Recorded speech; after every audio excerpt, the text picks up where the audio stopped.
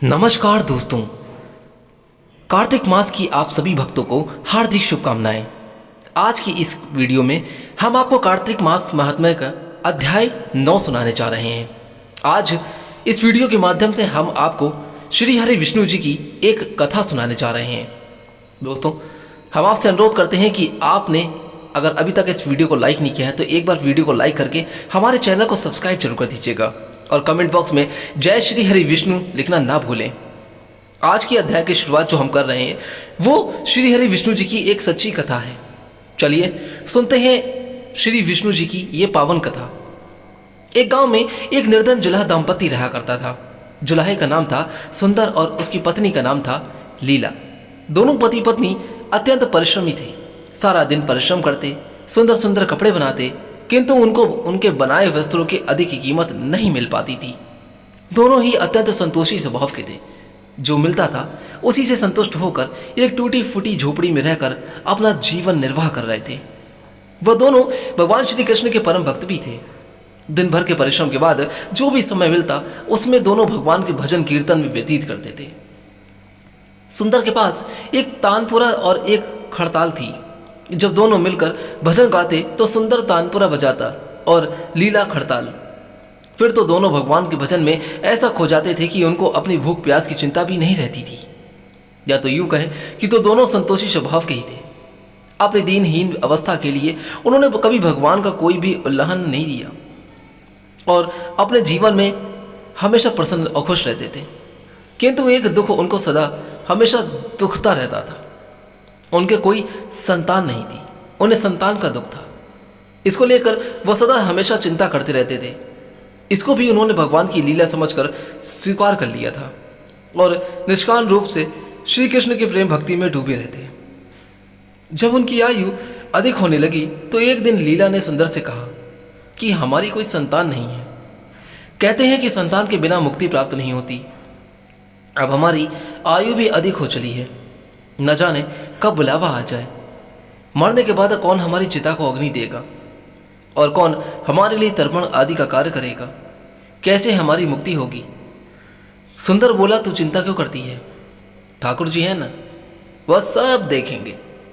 सुंदर ने यह बात कह तो दी, किंतु वह भी चिंता में डूब गया था।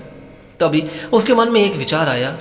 वह नगर में गया और भगवान श्री कृष्ण के बाल गोपाल रूप की एक प्रतिमा ले आया। घर आकर अपनी पत्नी से बोला, अब तो ये चिंता करने की कोई आवश्यकता नहीं है लीला। मैं यह बाल गोपाल लेकर आया हूँ। हमारे कोई संतान तो है नहीं, तो वह भी इन्हीं की तो लीला है। हम इनको ही अपने पुत्र के समान प्रेम करेंगे। यही हमारे पुत्र का दायित्व पूर्ण करेंगे, यही हमारी मुक्ति करेंगे और हमें मोक्ष भी प्रदान करेंगे।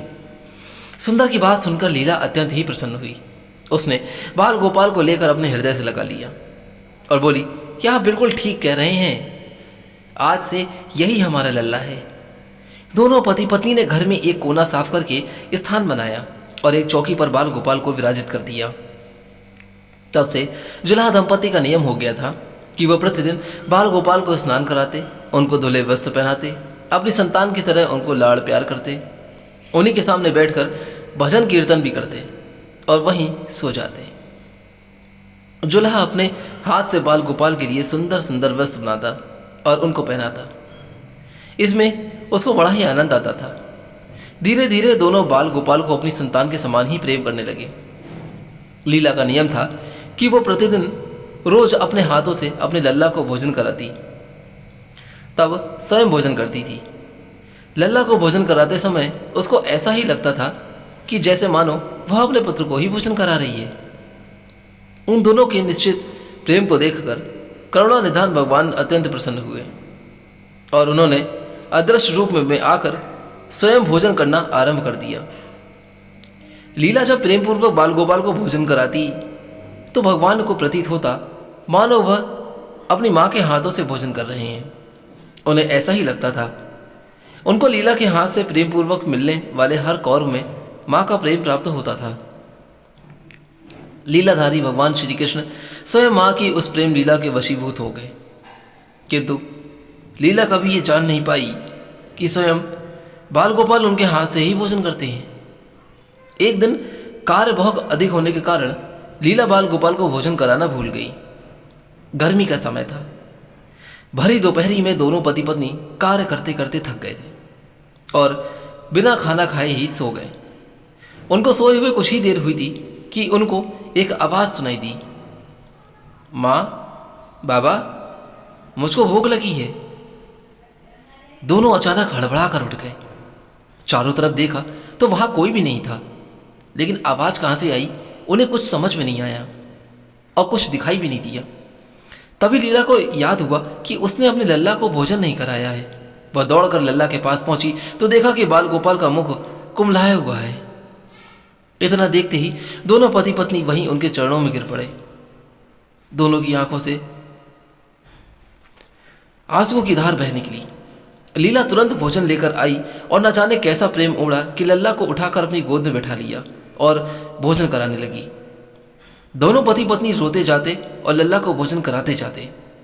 ये क्रिया एक साथ ही चल रही थी। साथ ही बार बार उससे अपने अपराध के लिए क्षमा भी मांगते जाते। ऐसा प्रगाढ़ प्रेम देखकर भगवान तो अत्यंत द्रवित हुए और अंतर्यामी भगवान श्रीहरि साक्षात रूप में प्रकट हो गए। भगवान ने अपने हाथों से अपने रोते हुए माता पिता की आंखों से आंसू पोंछे और बोले, प्रिय भक्त, मैं तुम्हारी भक्ति और प्रेम से अत्यंत प्रसन्न हूँ।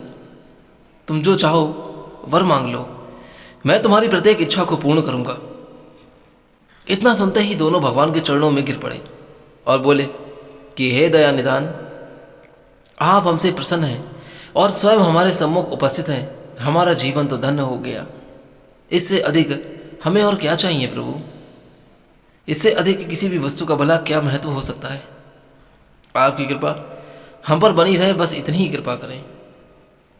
श्रीहरि बोले कि यदि तुम चाहो तो मैं तुम्हारे जीवन में संतान के अभाव को समाप्त करके तुम्हें एक सुंदर संतान प्रदान करूंगा। यह सुनते ही सुंदर और लीला एकदम व्याकुल होकर बोले, नहीं भगवान, हमको संतान नहीं चाहिए। उनका उत्तर सुनकर भगवान श्रीहरि ने पूछा, किंतु क्यों? अपने जीवन में संतान की कमी को पूर्ण करने के लिए ही तो तुम मुझको अपने घर लेकर आए थे।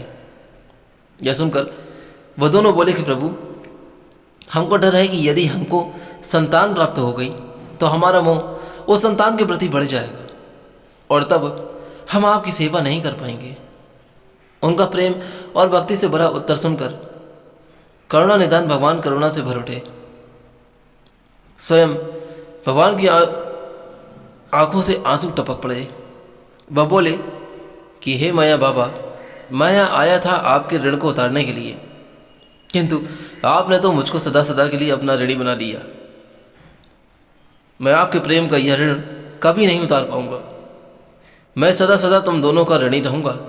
मैं तुम्हारे प्रेम से अत्यंत प्रसन्न हूँ। तुमने अपने निर्मल प्रेम से मुझको भी अपने बंधन में बांध दिया है। मैं तुमको वचन देता हूँ कि आज से मैं तुम्हारे पुत्र के रूप में तुम्हारे समस्त कार्य को पूर्ण करूंगा। तुमको कभी संतान का अभाव नहीं होने दूंगा। ऐसा कहकर भक्त वत्सल भगवान बाल गोपाल की प्रतिमा में विलीन हो गए। उस दिन से सुंदर और लीला का जीवन बिल्कुल ही बदल गया था। उन्होंने सारा काम धंधा छोड़ दिया और सारा दिन बाल गोपाल के भजन कीर्तन और उनकी सेवा में व्यतीत हो गए। उनको न भूख सताती थी और न ही प्यास लगती थी। सभी प्रकार की इच्छाओं का उन्होंने पूर्ण रूप से त्याग कर दिया था। उनको ऐसा कभी भी महसूस नहीं होता था। सुंदर कभी कोई कार्य करता तो केवल अपने बाल गोपाल के लिए करता। उसके सामने जब भी कोई परेशानी आती तो बाल गोपाल तुरंत ही एक बालक के रूप में उपस्थित हो जाते और उनके सभी कार्य को तुरंत पूरा कर देते। वह दंपति और बालक गांव भर में चर्चा का विषय बन गए थे, किंतु गांव में कोई भी यह नहीं जान पाया कि वह बालक कौन है और कहाँ से आता है और कहाँ वापस चला जाता है। धीरे धीरे करके समय बीतने लगा। जुल्हा दंपति अब बूढ़े हो गए थे, किंतु भगवान की कृपा उन पर बनी रही। अब दोनों की आयु पूर्ण होने का समय आ चला था। भगवत प्रेरणा से उनको यह ज्ञात हो गया था कि अब उनका समय पूरा होने वाला है। एक दिन दोनों ने भगवान को पुकारा। ठाकुर जी तुरंत प्रकट हुए और उनसे उनकी इच्छा जाननी चाहिए। दोनों भक्त दंपति भगवान के चरणों में प्रणाम करके बोले कि हे नाथ, हमने अपने पूरे जीवन में आपसे कभी कुछ मांगा नहीं है। अब जीवन का अंतिम समय आ गया है, इसलिए आपसे कुछ मांगना चाहते हैं। तब भगवान बोले कि न संकोच, अपनी कोई भी इच्छा है कहो, मैं वचन देता हूं कि तुम्हारी हर इच्छा को पूर्ण करूंगा। तब बाल गोपाल के अगाध प्रेम में डूबे वह दंपति वृद्ध बोले कि हे नाथ, हमने अपने पुत्र के रूप में आपको देखा और आपकी सेवा की। आपने भी पुत्र के समान ही हमारी सेवा करी। अब वह समय आ गया है जिसके लिए कोई भी माता पिता पुत्र की कामना करते हैं। हे दीनबंधु, हमारी इच्छा है कि हम दोनों पति पत्नी के प्राण एक साथ निकलें। और हे दयानिधान, जिस प्रकार एक पुत्र अपने माता पिता की अंतिम क्रिया करता है और उनको इस संसार से मुक्ति प्रदान करता है, ठीक उसी प्रकार से हे परमेश्वर, हमारी अंतिम क्रिया आप अपने हाथों से ही करें और हमको मुक्ति प्रदान करें। श्री हरि ने दोनों की इच्छा पूर्ण करने का वचन दिया और बाल गोपाल के विग्रह में विलीन हो गए। अंत में वह दिन भी आ गया जब प्रत्येक जीव को यह शरीर छोड़ना पड़ता है। दोनों वृद्ध दंपति बीमार पड़ गए। उन दोनों की भक्ति की चर्चा गांव भर में थी, इसलिए गांव के लोग उनका हालचाल जानने उनकी झोपड़ी पर पहुंचे। किंतु उन दोनों का ध्यान तो श्री हरि में रम चुका था। उनको नहीं पता था कि कोई आया भी है। नियत समय पर एक चमत्कार हुआ और जुलाही की झोपड़ी एक तीव्र और अलौकिक प्रकाश से भर उठी। वहां उपस्थित सभी लोगों की आंखें बंद हो गईं। किसी को कुछ भी दिखाई नहीं पड़ रहा था। कुछ लोग तो झोपड़ी से बाहर भाग गए, कुछ वहीं धरती पर बैठ गए। श्री हरि अपने दिव्य चतुर्भुज रूप में प्रकट हुए। उनकी अप्रीतम शोभा समस्त सृष्टि को अलौकिक करने वाली थी। वातावरण में एक दिव्य सुगंध भर गई। अपनी मंद मंद मुस्कान से अपने उन भक्त माता पिता की तरफ देखते रहे।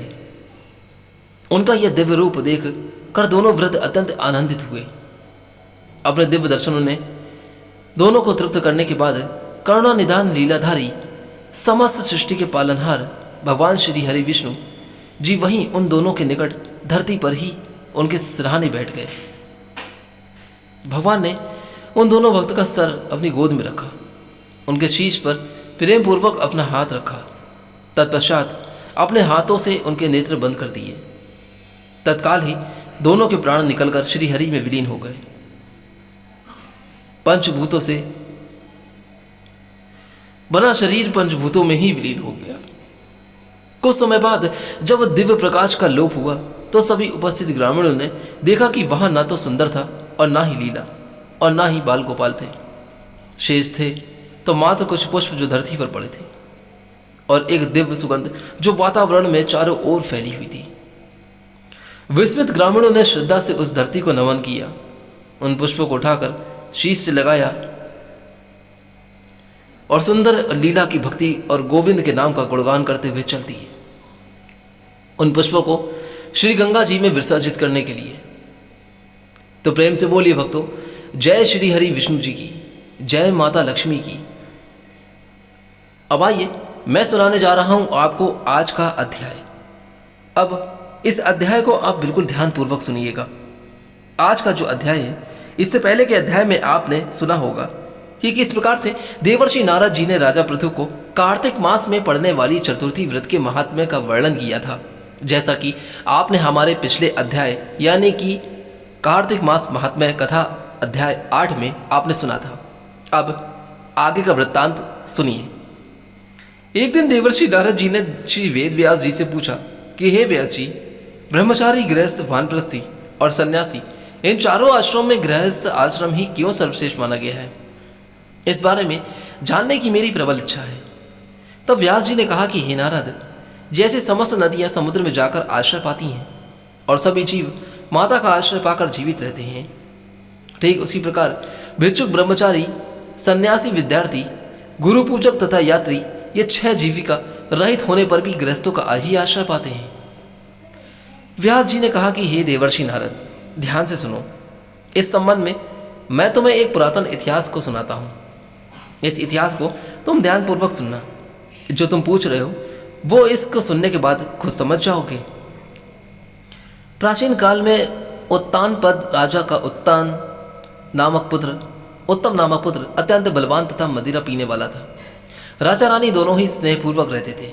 एक दिन राजा ने वेश्या का नृत्य देखते हुए मदिरा पान किया और साथ ही अपनी स्त्री से भी मदिरा पीने का आग्रह किया, परंतु रानी ने उसका कहना नहीं माना। तब राजा ने क्रोधित होकर अपने सेवकों को निर्जन वन में रानी को छोड़ आने की आज्ञा दी। अनुचरों ने राजा की आज्ञा का पालन किया और इसके पश्चात राजा ने दूसरा विवाह नहीं किया। रानी के वियोग को सहन करते हुए राजा प्रजा का पुत्र के समान पालन करने लगे। एक दिन एक ब्राह्मण ने राजा उत्तानपाद के समीप आकर निवेदन किया कि हे राजन, मेरी स्त्री का किसी ने अपहरण कर लिया है। इस कारण मैं अत्यंत दुखी हूँ।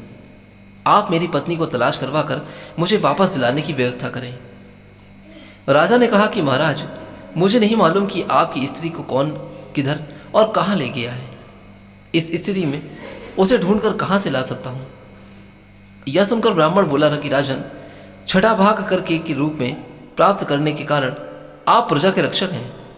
मेरी स्त्री अपने घर में सो रही थी, वहाँ से उसे कोई हर कर ले गया।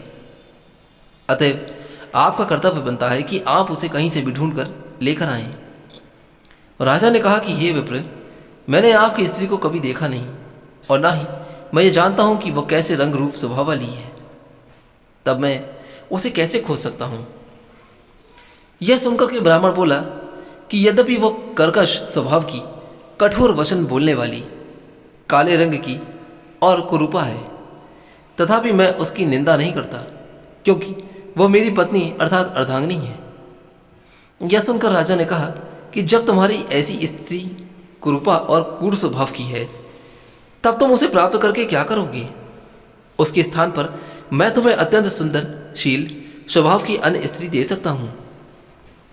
ब्राह्मण ने कहा कि राजन, मेरी पत्नी मेरे धर्म कर्म की अर्धांगिनी है, अतः उसकी रक्षा करना मेरा परम धर्म है। इसीलिए मैं आपसे आग्रह कर रहा हूं कि आप मेरी स्त्री को ढूंढकर लेकर आइए। तब जो पुरुष अपनी स्त्री की सुरक्षा नहीं करता, उसके वर्णशंकर संतान उत्पन्न होती है और उसके पितृ नरकवासी होते हैं। वैश्यगामी पुरुष का कल्याण कभी नहीं हो सकता, और जो मनुष्य ऋतुकाल के पश्चात अपनी स्त्री से सहवास नहीं करता, उसके पितर 1 मास तक उसके रुधिर में तैरते हैं। ब्राह्मण के ऐसे वचन सुनकर राजा अपने शस्त्र लेकर रथ पर सवार होकर उस स्त्री को खोजने चल दिया। कुछ दूर जाकर उसने एक आश्रम को देखा, जिसमें एक महान तपस्वी कुशा के आश्रम पर विराजमान थे। राजा को आश्रम में आया देखकर भी ऋषि ने उनका कोई आदर सत्कार नहीं किया।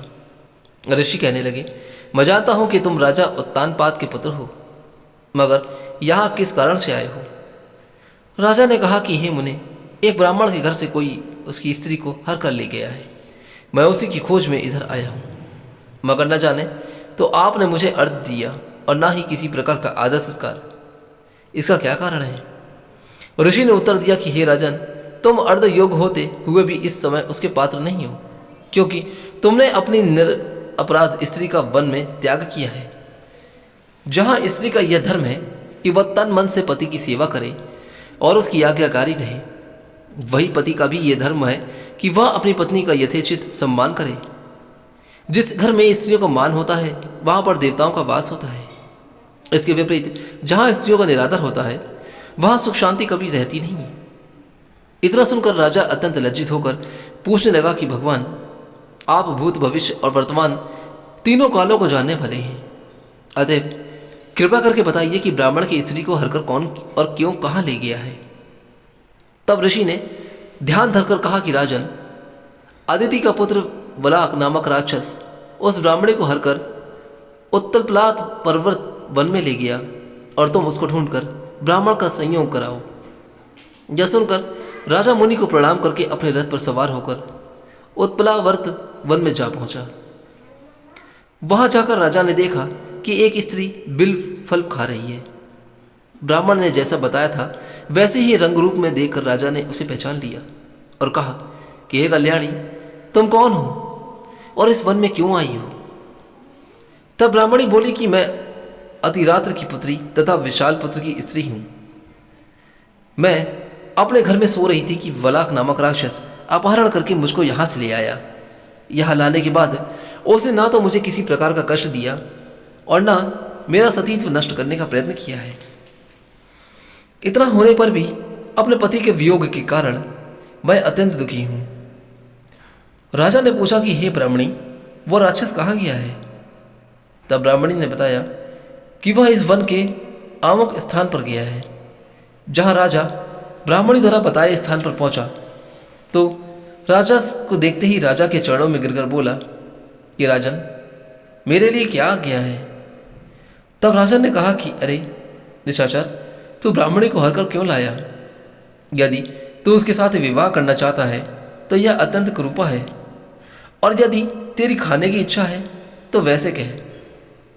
तब राक्षस कहने लगा कि राजन, मेरे घर में अनेक रूपवती अप्सराएं हैं। उनके अतिरिक्त मैंने कभी किसी स्त्री से भोग की इच्छा नहीं की, और ना मैं मांस भक्षण करता हूँ। मैं तो पूर्व जन्म के पापों का प्रायश्चित कर रहा हूँ। इस ब्राह्मणी का पति राक्षसों को मारने का मंत्र जानता है। जब हम यज्ञ का अन्न ग्रहण करने के लिए जाते हैं तब वो हमको ऐसे भगा देता है, क्योंकि यज्ञ का आचार्य वह नहीं बनता था। इसी कारण उस ब्राह्मण को दुखी करने के लिए मैं उसकी स्त्री को हर लेकर आया हूँ। शास्त्रों के नियमानुसार स्त्री के बिना पुरुष को धार्मिक कार्य करने का अधिकार नहीं है, अतः अब वह यज्ञों में आचार्य नहीं बनता। राक्षस के ये वचन सुनकर राजा ने विचार किया कि यह भी परोक्ष रूप से मेरी ही निंदा कर रहा है। मुनि ने भी स्त्री का त्याग करने के कारण मुझे अर्धयोग नहीं दिया। तभी राजा को विचारमग्न देखकर राक्षस कहने लगा कि हे राजन, मैं आपकी प्रत्येक आज्ञा का पालन करूंगा, आप आज्ञा दीजिए। इतना कहकर वह हाथ जोड़कर वहीं खड़ा हो गया। राजा ने कहा कि हे निशाचर, तुम इस ब्राह्मणी को इसके घर पहुंचा दो, और उसके बाद जब भी मैं याद करूं तुम मेरे पास आ जाना। इतना सुनते ही वह राक्षस ब्राह्मणी को लेकर उसके घर छोड़ने चला गया। इसके बाद राजा विचारने लगा कि मैं अपनी निर्दोष पत्नी को घर से निकाला है, अतः अब मैं ऐसा पुण्य कर्म करूं जिससे इस पाप से निवृत्ति हो सके। तब राजा ने पुनः उन्हीं मुनि के पास जाकर उनसे उपाय पूछा। तब मुनि ने कहा कि हे राजन, पुरुष के लिए स्त्री धर्म, अर्थ, काम और मोक्ष सभी कुछ देने वाली होती है, और इतना ही नहीं, स्त्री के बिना इस लोक तथा परलोक पर कहीं पर भी सुख की प्राप्ति नहीं हो सकती। स्त्री चाहे कैसी ही कुरूपा, मूर्ख, रोगी, दरिद्री या खोटे स्वभाव वाली क्यों ना हो, पुरुष को उसका सम्मान ही करना चाहिए। पश्चाताप करते हुए राजा ने कहा कि हे मुनि, मैंने अपनी निर्दोष पतिव्रता स्त्री को त्याग किया है, अतएव अब मैं क्या करूं? तब मुनि ने कहा कि हे राजन, तुम्हारी स्त्री को अकेली वन में घूमते हुए देखकर शतापात नामक नाग उसे पाताल लोक ले गया है। उस नाग की नंदा नामक की एक कन्या है, जिसने उसको घर में छिपा रखा है। यह सुनकर के राजा वहां अपने घर में गया तो ब्राह्मणी को स्त्री सहित अपने घर में देखकर अत्यंत प्रसन्न हुआ। इसके बाद राजा ने ज्यों ही वलाक राक्षस को याद किया, वह तुरंत ही उपस्थित हो गया राजा के सामने। तब राजा ने उसे पाताल लोक से अपनी स्त्री को लाने का आदेश दिया। आज्ञा मिलते ही वलाक पाताल लोक गया और वहां से राजा की स्त्री उसको लाकर उन्हीं को सौंप दी। इसके बाद राजा और रानी स्नेहपूर्वक रहने लगे। नारद जी ने अंत में कहा कि हे राजा पृथु, यह गृहस्थ आश्रम महात्म्य हमने तुमको विस्तार पूर्वक सुनाया, और क्या सुनना चाहते हो सो कहो। अब आगे का वृत्तांत आप अगले अध्याय में सुनिएगा। तब तक के लिए आप प्रेम से बोलिए भक्तों, जय श्री हरि विष्णु, जय कार्तिक मास की। आशा करता हूं दोस्तों कि आज का वृत्तांत आपको जरूर अच्छा लगा होगा। अगर ये कथा अच्छी लगी हो तो यहाँ से जाने से पहले हमारी इस कथा को लाइक करके चैनल को लाइक सब्सक्राइब जरूर कर दीजिएगा, बेल आइकन को प्रेस कर दीजिएगा, ताकि हर वीडियो का नोटिफिकेशन, हर कथा का नोटिफिकेशन सबसे पहले आपको मिल सके। आज्ञा दीजिए, चलता हूँ यहाँ से, फिर मिलूंगा अपने अगले अध्याय को लेकर। तब तक के लिए श्री हरि विष्णु जी की कृपा आप पे और आपके पूरे परिवार पे सदैव के लिए बनी रहे। जय श्री हरि विष्णु, जय श्री राम।